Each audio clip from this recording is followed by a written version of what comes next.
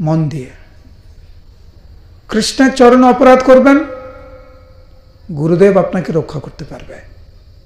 গুরুদেবের চরণে অপরাধ করবেন, কৃষ্ণ আপনাকে রক্ষা করতে পারবে না। তার জ্বলন্ত দৃষ্টান্ত হচ্ছে অম্বরীশ মহারাজ এবং দুর্বাসা মুনির কাহিনী।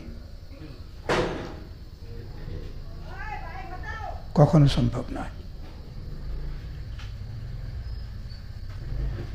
সেই জন্য সারঙ্গ ঠাকুরের যে লীলা আমরা শ্রবণ করছি, চৈতন্য দাসের লীলা যে আমরা শ্রবণ করছি, এইটা থেকে যেন আমরা দৃঢ় সংকল্প আমরা যেন গ্রহণ করি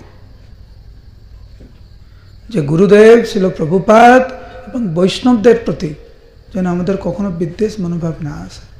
কার কাছে যাব আমরা? কৃষ্ণ যদি রুষ্ট হন আমাদের প্রতি কোনো কারণে, গুরুদেব আমাদেরকে রক্ষা করতে পারবে।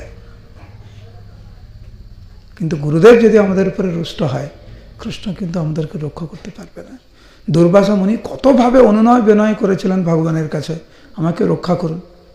ভগবান বললেন, না আমি পারবো না।